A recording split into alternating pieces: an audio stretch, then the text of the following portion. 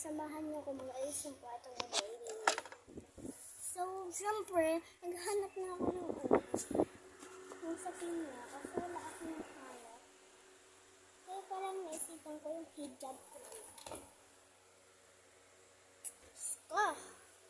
Mga ate. Hindi ko na makita. Wait lang. Hanapin ko siya.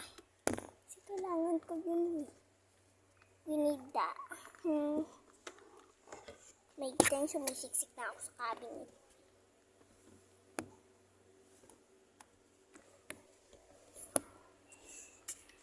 Alam ko na saan ko na nailagay yan. Alam ko na ito. Okay, nakita ko na. Ito na ako. So, by the way, dito yung kwarto ng baby. Sa part na yun. Kaso nga lang, nililinis ko pa. Mga milks. Yan. Kailangan kong tanggalin itong mga teddy bear na to eh. Pero mga ate ko, maghintay kayo dyan. Kasi lilinisin ko din.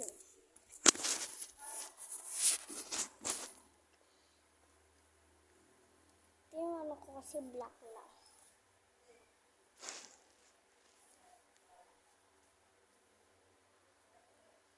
Baka part 2 na lang guys ito ha.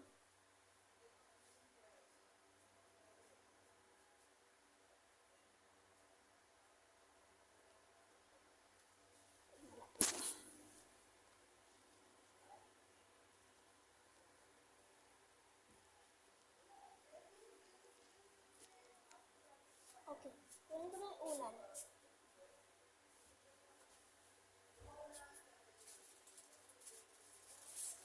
So, by the way, ito na lang gagamitin ko. Okay lang naman yan. Sakit na paso. Wait. So, hanap pa tayong accessories. Wait. Matatapos ako ba pa ito. Meron naman ako nakita dito. So, guys, tapos na lahat. Papakita ko sa'yo. Dito lahat. Yan yung ano niya. Pwede kong kumain. Timpla ng ano niya. Ito yung higaan niya.